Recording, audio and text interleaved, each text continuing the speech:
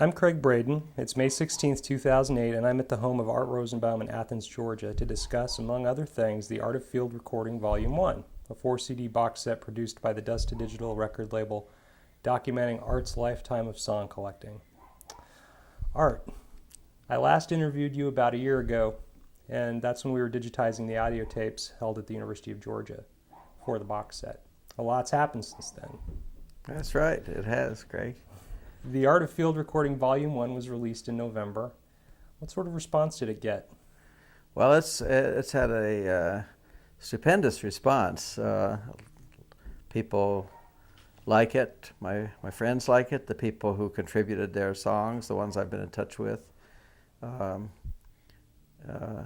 liked it, and it's gotten some good reviews and some interesting attention. And I'm pleased about that because it helps the Dust to Digital label, and also it, I think, opens up a little wider window to that area of American culture that's so important, but not really central in the mainstream media.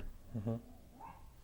Have you had any feedback from surviving musicians whose performances were included in the box set, or from their children? Oh yeah, just yesterday I got a phone call from Frank Heekin, and whom I hadn't seen in 45 years or 40 some years, and his mother is Mary Heekin, who was born in County Tyrone, Ireland, and who was friends of some friends of mine in New York City when I was a young artist there, and she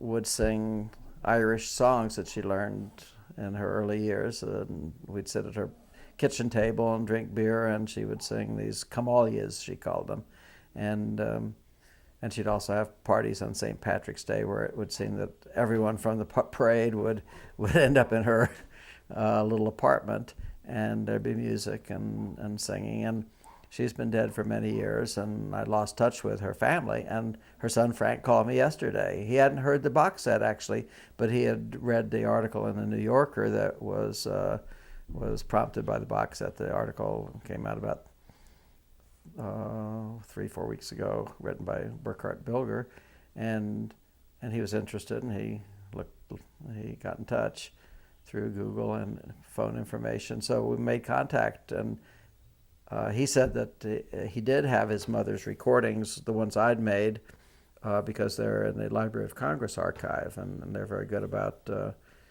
making copies for families. But I've been in touch with several other people. I mean, of course, some folks are still in this area in Georgia and North Georgia, and their music was part of the project, and they were pleased, and that was the most immediate response. Another more distant person was Kirk Brandenberger, who's a fiddler from southeastern Iowa. We lived in Iowa before we moved to Georgia, and I recorded him when he was a teenager, who had learned fiddle from his father and hung around a lot of good fiddlers in Missouri and Iowa, and won lots of contests. And that was 30 some years ago I last saw him. So he called. He's now the director of tourism in Keokuk, Iowa, still fiddling, but I'd found his address and sent him a box set, and he was really pleased. And we talked a lot about what had happened with old-time music and fiddling in the intervening years. Those are just a couple of examples. So it's nice to make those contacts. Also friends who are not musicians, but whom I hadn't been in touch with, made contact through a little heightened visibility that this project has offered. Looking back on the process of doing the box set and releasing it now, is there anything you would have done differently? What I would have done differently, I'm trying to do on Volume 2, because we're working on Volume 2. Not really, not in, not with the qualifications that I kind of announced on the notes of the box set one of those was that whatever breadth or limitation the set has comes from what I've been interested in, what I've recorded, and I don't want people to say it's really comprehensive. It's broader than some collections that are collections of blues, of fiddle music, of Southern music, because we have New England fiddling and comic songs from Iowa and a lot of Southern material, but there's a lot that's not on that because it's my collecting, and I'm fairly broad in my interests. Not that that's particularly virtuous, but it's just the way I am. Some people are more focused on fiddle traditions or blues or some other category, but it's still, I need people to understand that it is pretty much defined by what I've listened to and where I've been. So I try to have that disclaimer because I don't want it to be considered. I like it to be considered a significant work, but it's one person's work. And then the other disclaimer I made was in the notes. I said, well, this is mainly presentational, so the annotations are some biographies of the musicians, some anecdotes and comments about the setting, where the folks are from, how I met them, the nature of their music, and some references to, like, if someone's singing a child ballad, what a child ballad is, or whether a song comes from the British ballad tradition, or whatever little insights I can offer. But what it doesn't have is an extensive bibliographical or discographical content. So, and what I said was that would have made the project unwieldy, and also would have taken years to get out. Like if every entry had a full discography and bibliography. And also I don't get into theory very much, because I'm not an academic folklorist who is interested in advancing theory or getting into some of these scholarly discussions. I might touch on it a little bit because I've been around academic folklorists and I'm maybe aware of some of the issues, but it's mainly presentation of the musical culture as I've encountered it. So I'm trying to think if there's any other way to answer your question. I can live with most of the choices of the tracks. I might have said, well, maybe this would have fit, or maybe that, but I think it came together okay. What do you think? I think it came together very well, yes. I'm not supposed to be asking you the questions. I know. There have been a lot of positive comparisons to Harry Smith's Anthology of American Folk Music. What do you think about these? Wow. No, I've seen some of those, and it's a little it's a little awful. No, I don't want to say intimidating, or because that's a lot to live up to, because that set was so influential for a whole generation of people. And I might start by talking about my encounter with that. Maybe we talked about that in the earlier interview. I can't remember, but when I was in high school, I first listened to that shortly after it came out. It was in the Indianapolis Public Library. I had heard some other reissues of early 78s on some of the Lomax sets, Listen to Our Story and Smoky Mountain Ballads. People have to give Alan Lomax credit for so many things, including doing the first reissues of old 78s for the urban audience, not for the markets that they're originally recorded for, the rural Southern and blues and all. He did that before Harry Smith. But Harry Smith Anthology was just a gold mine of wonderful material. So you could hear the Carter family and Doc Boggs and Blind Lemon Jefferson and First Encounter with Cajun Music and Uncle Dave Macon, and of course the difference between those recordings and my recordings was they were all commercial recordings, all made by commercial companies who ventured almost exclusively into the South and recorded white material as hillbilly. That was the name that they gave it, and African American as what they call race records, and they found extraordinary artists. And there were many A&R men that were involved in that, and they were interested in something that would sell. But there was also an element of bravery that's been pointed out by others, of the people who would take what was, in many cases, just a kind of a family or community music making, and come out and say, well, okay, I'm going to make a record. I'm going to bring this to the broader world, and I'm going to get it together and do it in just under 3 minutes, and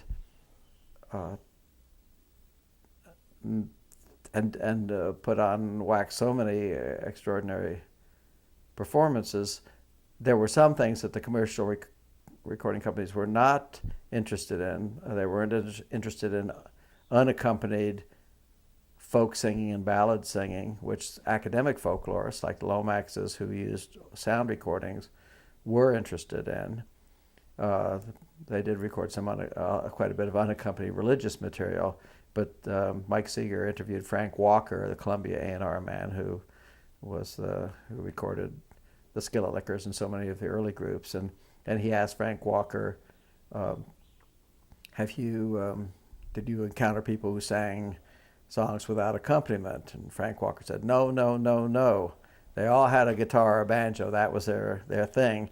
But I think it was really that was either explicitly or implicitly the message that people got. If they were going to audition, they had to be some kind of picker, have some kind of accompaniment, either for a solo voice or a string band accompaniment or something.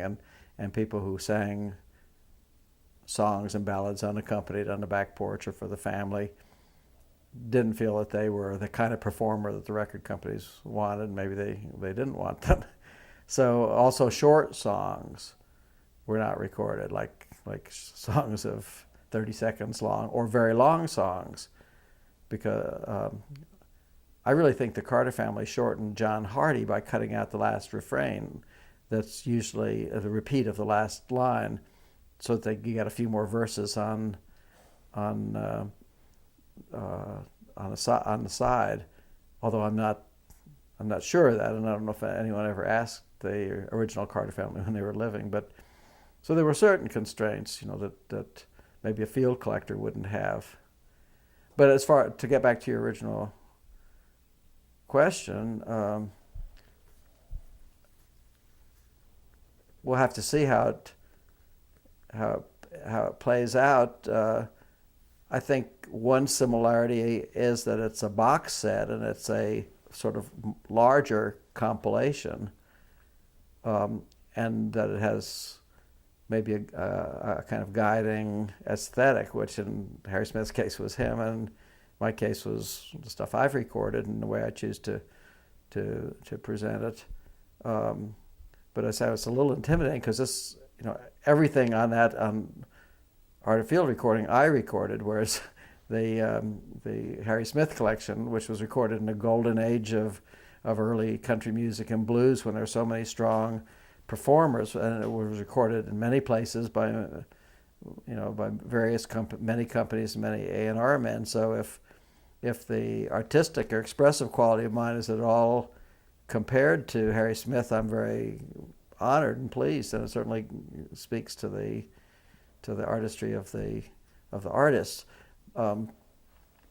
Harry Smith, had a kind of interesting way of setting up the format. He had a whole cosmology, a whole idea of graphic design and certain theories that I couldn't really explain very well. I don't think I understand them very well, but I personally did not get very involved with those when I was listening to his collection. I was just listening to the tracks. I was not wondering why did he put all these weird kind of symbols from different cultures in the notes, and why did he do it this way or that. He had his reasons, and he even had reasons for selecting tracks that he thought were not, or performances that he thought were not the best.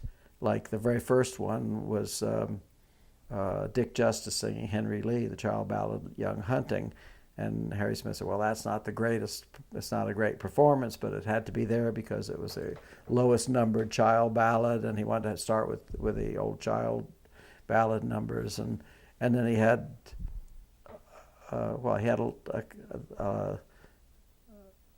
other kind of structural organizational precepts that some listeners got into to a great extent, and others, like me, really didn't. But I think some people have commented that what they take out of our project is that that it doesn't seem remote or weird, like Real Marcus's the old weird America that he pulled out of, that he interpreted the Harry Smith collection to represent, something that was in this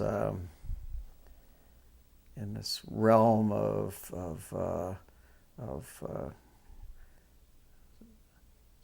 strange, deep expressiveness that really didn't have too much to do with regular people who worked at jobs and went to the grocery store and had baby showers. We were at a folk festival at Grinnell, Iowa, many years ago, and Maybelle Carter was at the festival. And Margot was sitting next to Maybelle Carter at lunch. And Maybelle Carter was talking about a baby shower she was going to the following week. And, of course, you can go to a baby shower and still be a living legend. But I don't think people who thought of these kind of spooky voices from the distant past in Harry Smith collection were thinking about, did they go to baby showers or then? But what happened, though, of course, in that shortly thereafter, lots of those folks were found to be still living and still performing, like Mississippi John Hurt, for one, and Sleepy John Estes, and actually Sleepy John Estes was not, his name was on, but it was really Yank Rachel. But Yank Rachel was performing. I got to know him in Indianapolis. And Clarence Ashley, Tom Ashley, and Uncle Dave Macon was still living when the Harry Smith collection came out. I think he died about 1960. So but quite a few of those folks were kind of rediscovered by people in the folk revival who wanted to meet people like those who were on the Harry Smith collection, and ended up meeting some of people not who were like them, but who were them. Was that too long an answer to your question? That's an excellent answer. I'm going to ask one follow-up that may sound kind of vague, but I'm going to ask it. A lot of people, this is my impression, is that one of the genius aspects of Harry Smith's anthology was that it really demonstrated the art of selection. Mm-hmm. And I wanted to see if you would talk a little bit about how you selected for your box set, and how you ordered the tracks for that. If you just would talk about that for a little bit. Sure. The overall organization of Volume 1 was, and this is dividing material into four CDs that were pretty long. They go well over an hour each. I think there are 110 tracks on the whole box set. But the basic breakdown was one one disc was a survey, which had many genres, everything from French Canadian fiddling from New England and blues and fiddle music and string band and just different, and spirituals. And in one disc that was all religious, sacred music and singing. And one which was blues, and the fourth one was instrumental and dance music. But volume 2, just to jump ahead to that, will be similar. It'll also have 4 CDs, and we're just getting the track list together now, even just before you came over this morning with Lance Ledbetter. But it will have another survey, another disc that's all religious material, and one disc of folk songs and ballads with accompaniment, and one all unaccompanied. Lots of solo singing, and some with groups singing game songs, and or 2 or 3 singers. And we have even a couple of Mr. and Mrs. Lazor, who were Mohawk Indians that I met just casually at this place I was working in New York State years ago, and they sang a Mohawk love song. So that's the basic breakdown. And then within those categories, it was mainly a task of going through old reel-to-reel tapes and some more recent digital recordings that I've made, and thinking what would sound good or what would be interesting. And there was no particular agenda to what we had to cover, what I had to cover. I wanted all the tracks to have interest, and that interest could be either really,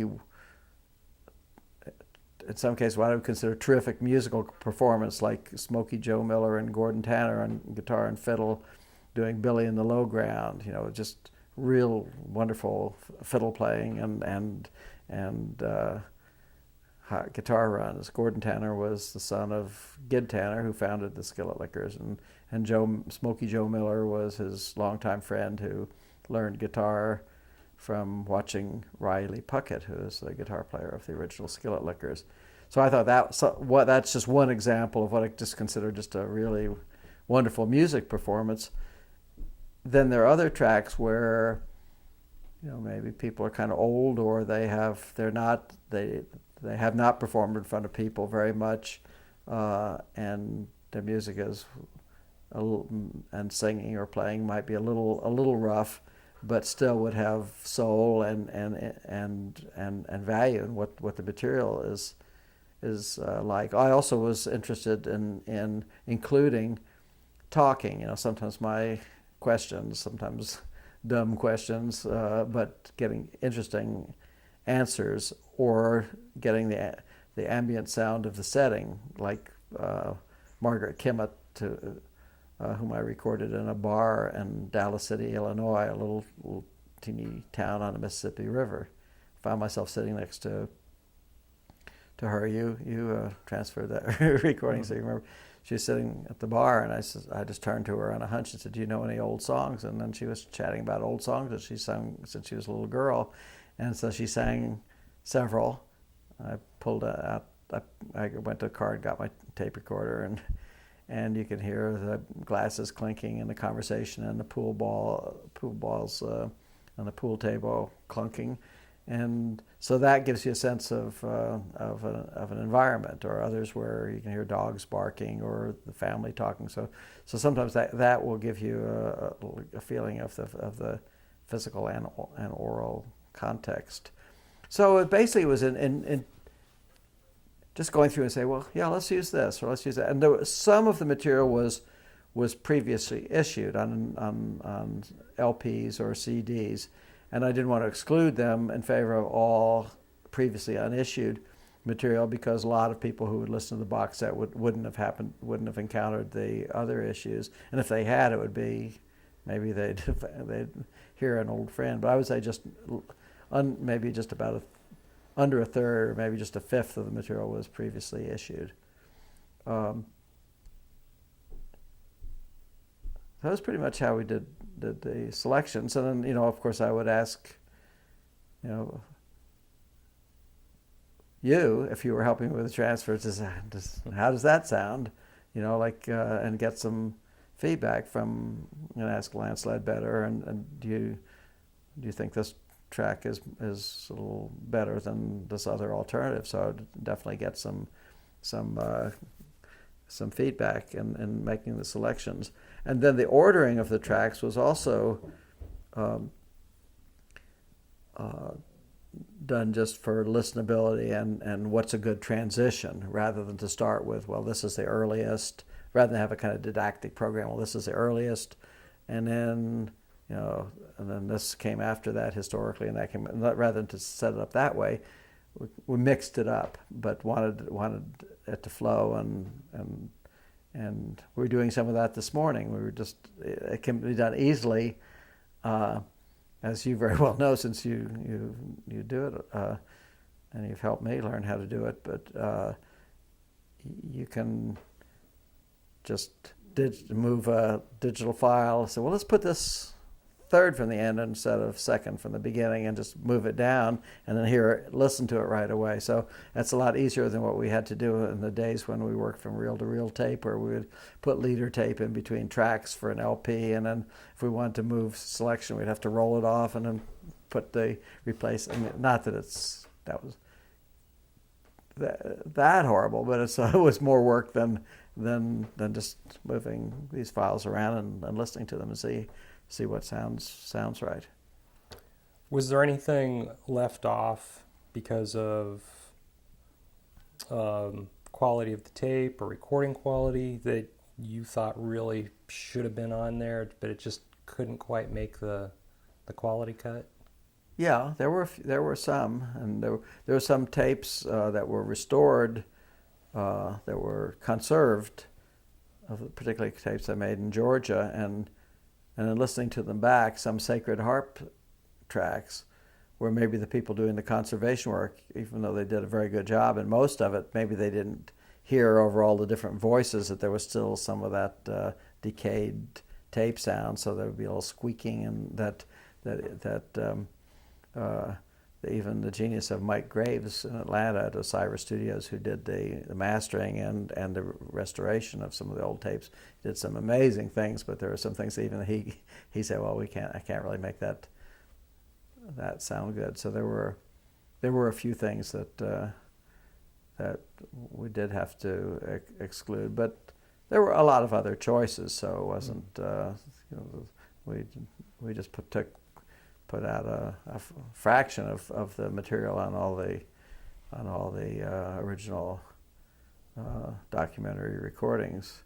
So there were other choices that we could make that would sound good. And then there were some that were kind of borderline in sound quality. At least I thought they were, that Mike really got to sound good. It seems that most people listening to the set are not jolted from track to track, even though one track might have been made in the late 50s on a little consumer monaural reel-to-reel recording, and the next track might have been made on this year or last year, actually, on a good digital audio recorder. So this, of course, there's some differences, but we want the sound to flow and not have big jumps in listenability, and I think he succeeded. Yeah. You talked briefly earlier here about the reasons that you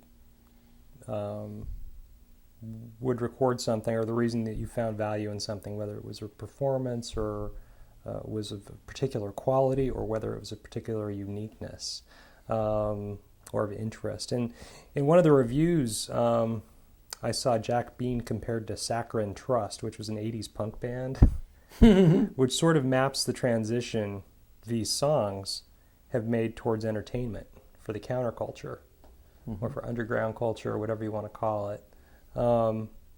Any thoughts on this process, on how this box set has facilitated that?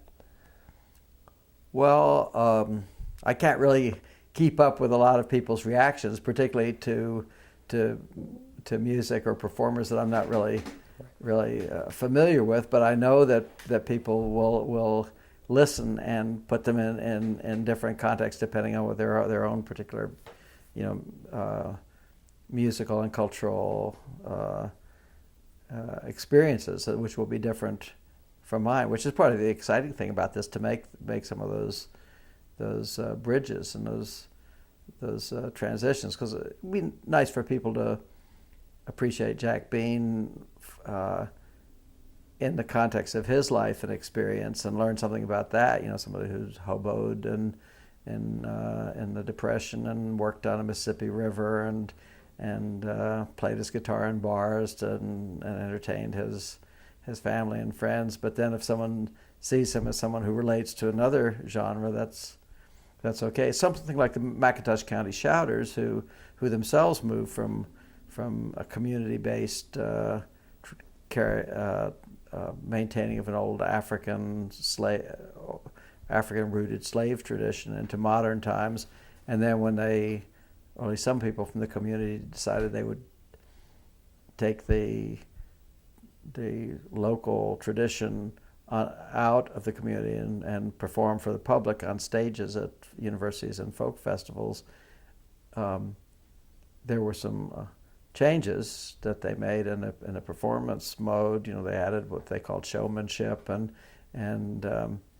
but yet they said that there was a kind of core feeling that didn't change. They didn't think they were turning a meaningful tradition into something that was just a show or a performance. And I don't know how people took it. I think most people would understand that, but cultures are so complex that the connections that people make are just part of this real complex interweaving of popular and new and old cultures. Sometimes people try to simplify, say, well, you have popular culture, folk culture, and academic culture, but they overlap in so many different ways, and it's constantly changing. And does that get anywhere near to what you were asking? Yeah, yeah, it does, because I found it really interesting, because it seemed that review, I appreciated that review, and I don't know of, I had never heard Saccharine Trust either. Mm-hmm. But what I thought was interesting about the review is that it was showing how what had been essentially, in many ways, these recordings, anthropological documents, in a lot of ways, mm-hmm. had really crossed a line into entertainment, and which I think it was an interesting shift, I thought. And I also saw how there was sort of a thread, the do-it-yourself ethic of indie music, mm-hmm. that really made a rise in the 80s and 90s. And I think there's a lot of sympathy to the basicness of the actual recordings, mm-hmm. as something other than documents of folk song. There's a sympathetic response to the actual performance as an entertaining kind of thing. So in some ways, it's come full circle. What started out as entertainment is entertainment again. Mm-hmm. I thought that was interesting. Well, in compiling the set, I did take a somewhat traditional or definition of folk music or traditional folk music as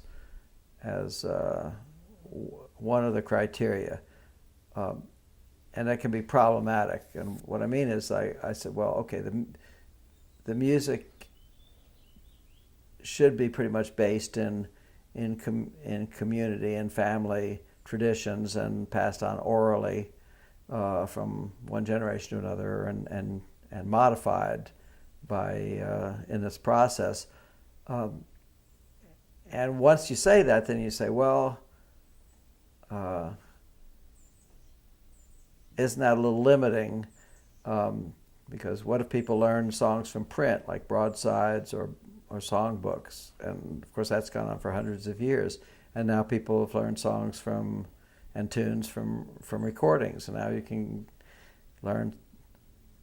download music of this type or other types from the internet. So that might be a little bit narrow and kind of old-fashioned to have those criteria. And the reason I stuck to it was we are lucky in the United States to have, at least in my lifetime and continuing now, pretty vital oral traditions that are based in communities and families. You know, unlike, say, Germany, where there really wasn't any, there was very little traditional village music that has survived into the 20th century because there was such a strong influence of music education and the church, even compared to Eastern Europe or places like Ireland or Scotland. But there was a wealth of this material even within that kind of definition. And some people say, well, you know, why is someone who grew up in Virginia more valid as a banjo player than somebody who came from Connecticut and learned to play clawhammer banjo in college and then, you know, learned some tunes from his friends, and that's a very good point. Mac Benford of the Highwood String Band was an argument in the Old Time Herald magazine with Joe Wilson of the National Council for Traditional Arts on that subject. He said, well, Joe said, well, Appalachian banjo is essentially the culture of people who grew up in the Appalachian region and learned from community and family. Enthusiasts somewhere else who learn it, I mean, that's fine, but it's really more of a pop culture or a revivalist phenomenon.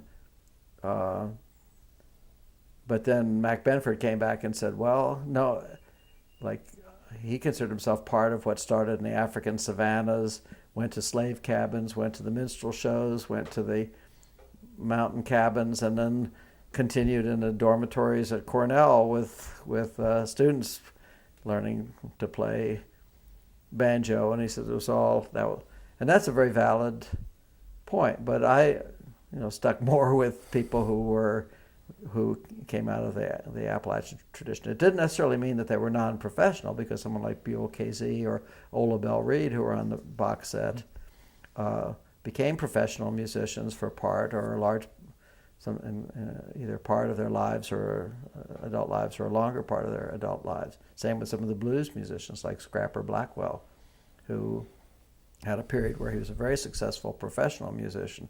So these people are called folk professionals by the folklorists to kind of designate someone who comes out of a traditional context, but part of what they do is to perform for the public, make records, play for square dances, or get invited to be at folk festivals. Mm-hmm.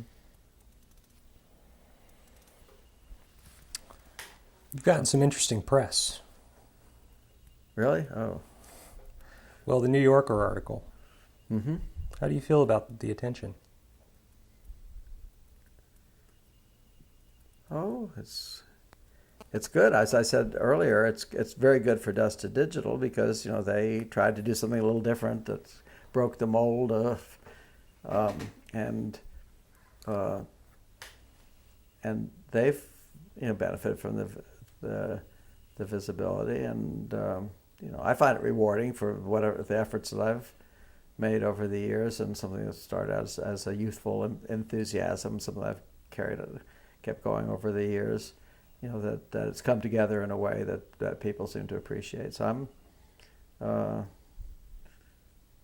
can't be other than pleased at that. And I think it's the fact that it's made some kind of contribution to the culture. One thing, right now I'm writing the notes for Volume 2, and I just this last night I wrote a paragraph that I kind of jumped off from one of the things that Burkhard Bilger said in the article in the New Yorker, which I'm glad he said, but he was talking about the folk revival when a lot of people were who were from, maybe urban middle class got interested in playing folk music of one kind or other back in the 50s, 60s, 70s. And so, well, some of them were record collectors, but others were musicians who wanted to go to the source of the music. And I was one of them, but he said there were hundreds who were going out and doing that. So I'm really glad he made that point, because I'm certainly gratified that this set is being appreciated as and the work that I've done. But I really wanted to make clear that there were so many people who were interested enough to go out into the mountains of Virginia or Louisiana Cajun country and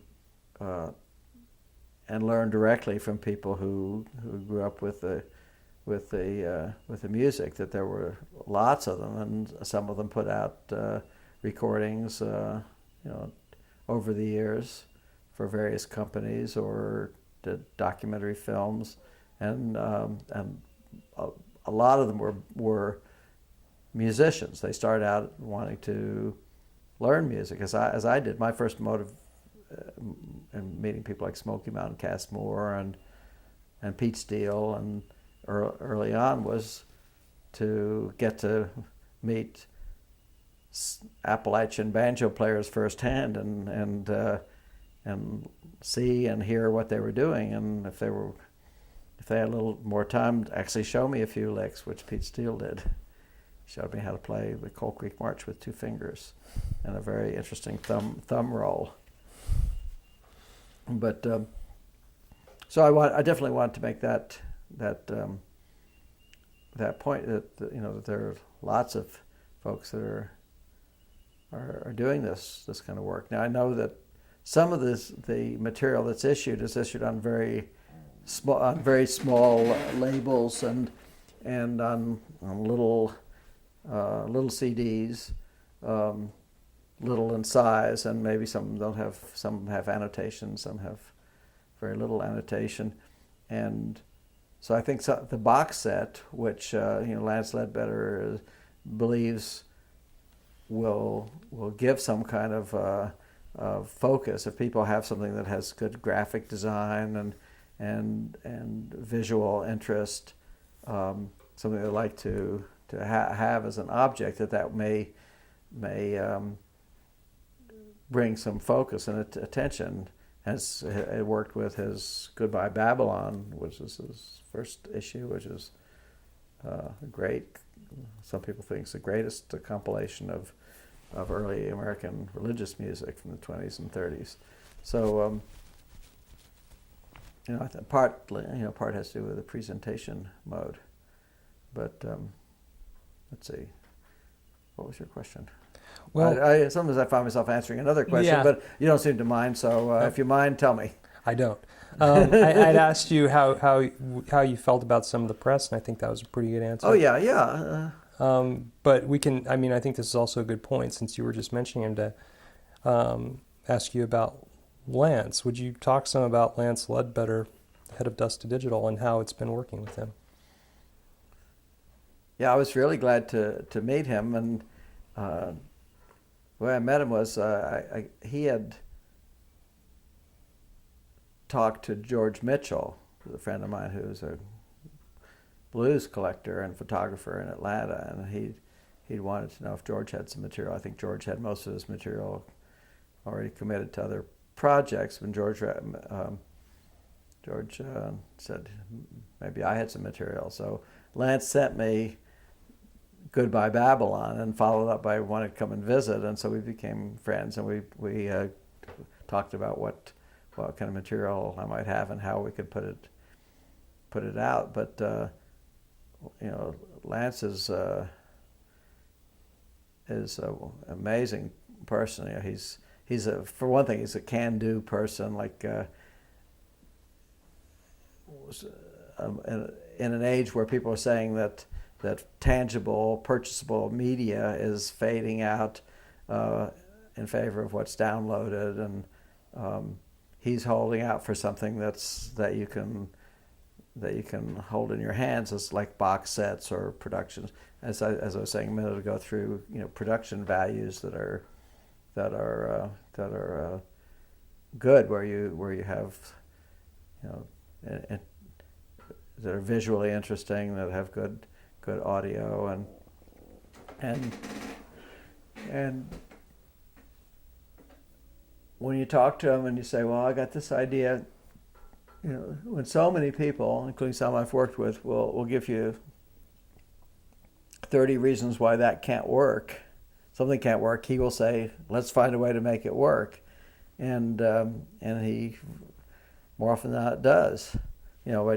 And of course he has, everyone has their own passions, and he started out as a collector. I mean, he collects baseball stuff, and then he likes to collect records and old 78s and printed material on that era. So he was not as so involved in recording live musicians as I was. I don't think he was really that involved with even knowing people who were currently doing that. So that was a little new departure from him, but he thought that was cool, and so he got right into that. And we've had fun going out together, recording live musicians and talking to them, and he has a very open mind, and he and what does he call it, the curious ear? Like he started out in college, I guess, just moving from the more prevalent musical sounds that were heard in the current media to things that were a little more offbeat, and then got into the Harry Smith anthology, and then more interested in the gospel and the gospel music. And he majored in business when he was in college, and that can definitely help, because he has to think about the practicalities and marketing and scheduling and things like that. So I really admire what he's doing. He has maybe you'll interview him and get a little more detail on his projects. His projects are very, very varied too. Like he'll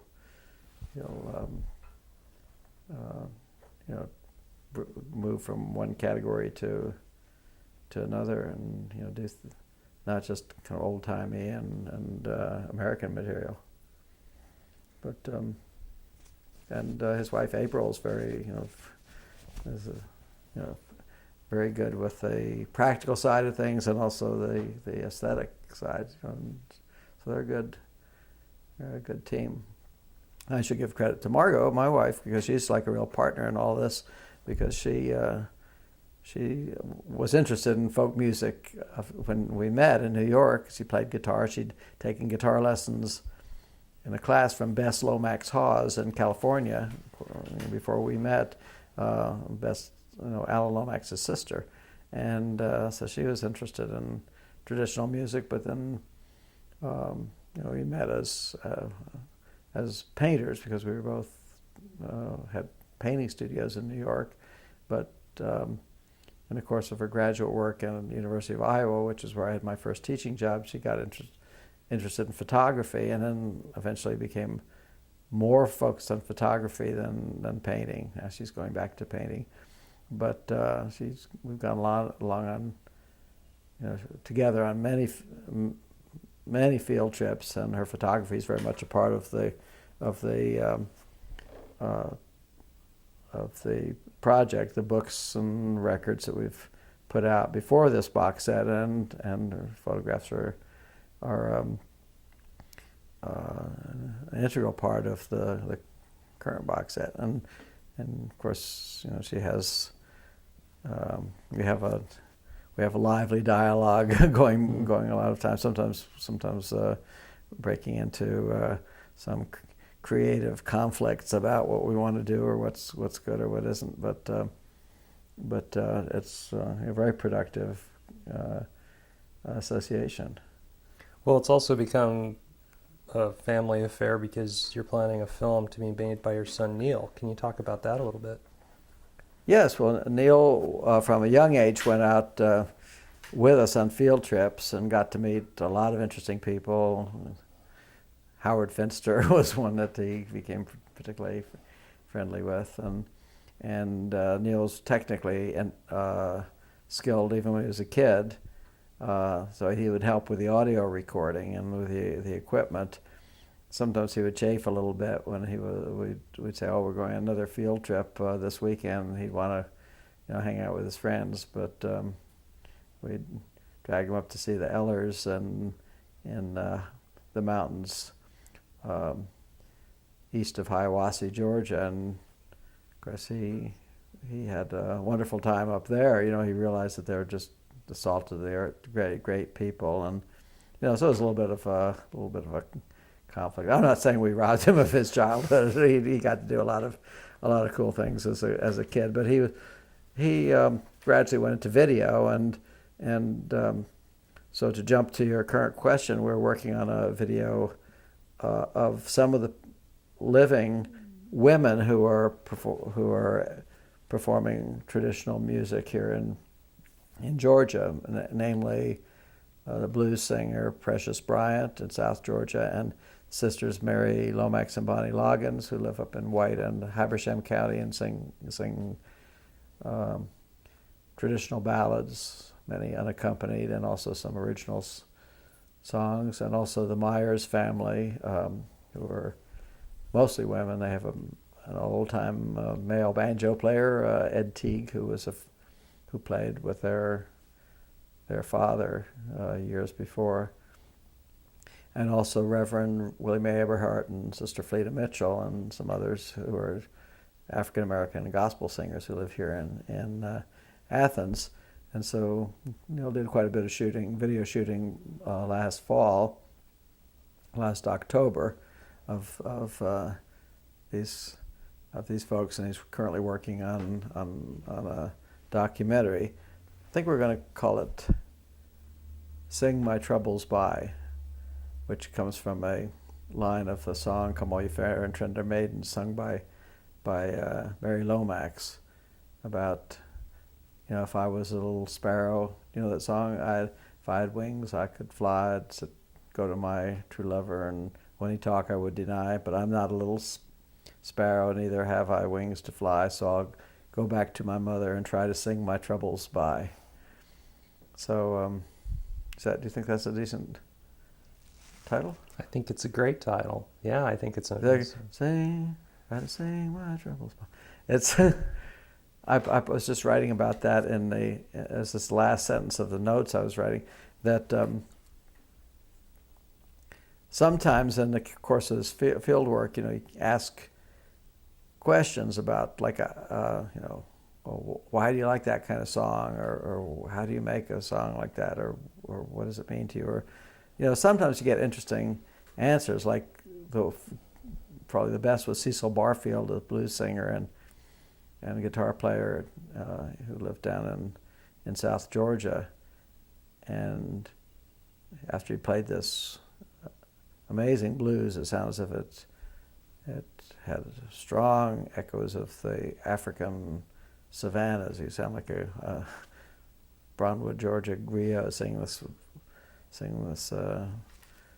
Georgia frolicking blues, or whatever he called it.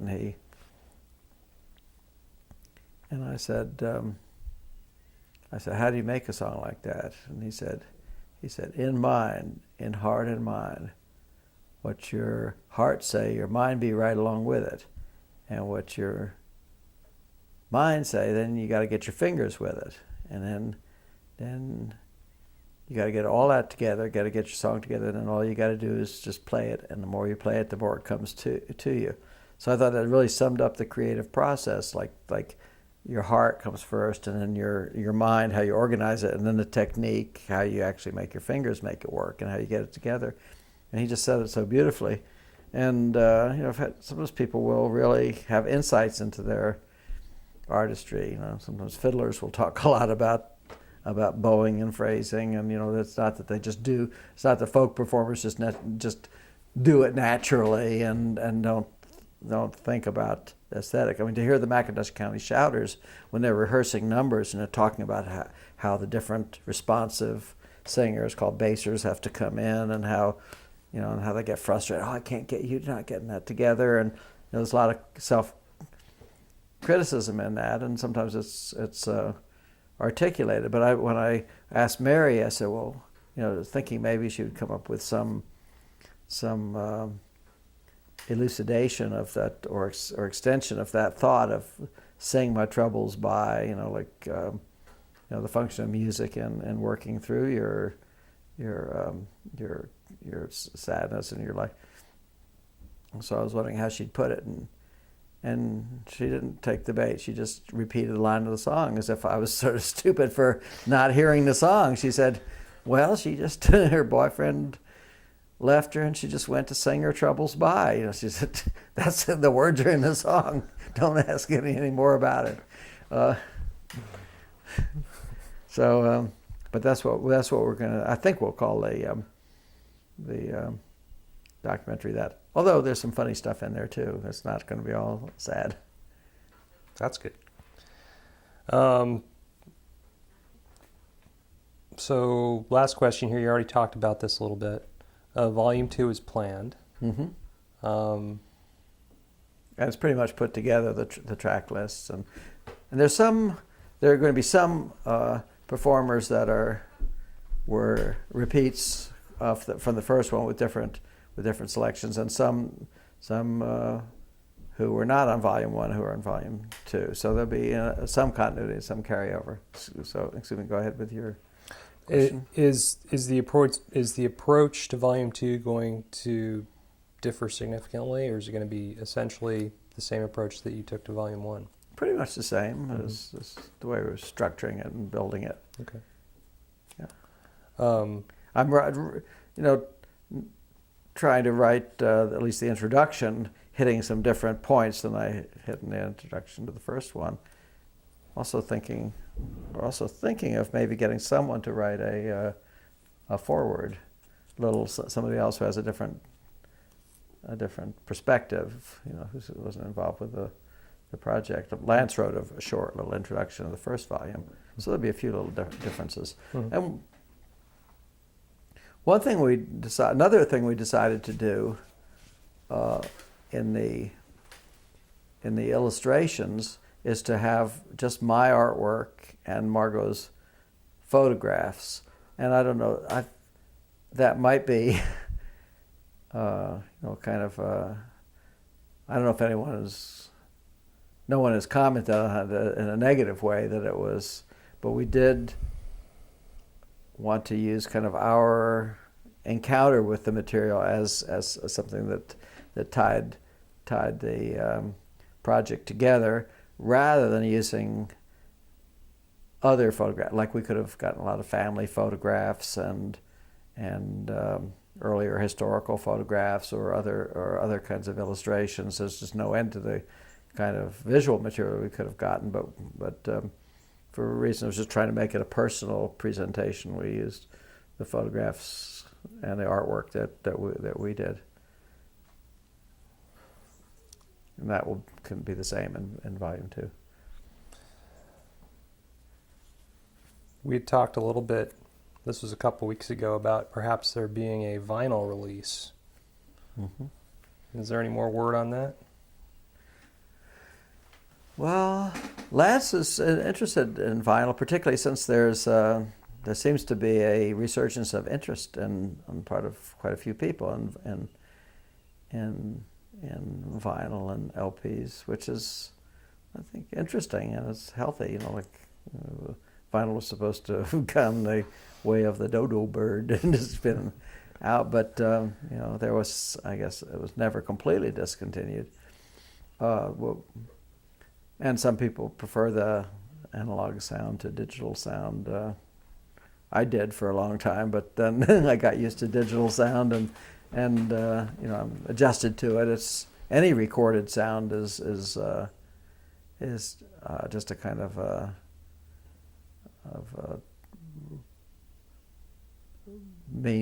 some kind of technological means of giving you some idea of live sound. And so, like my brother is a classical musician. I asked him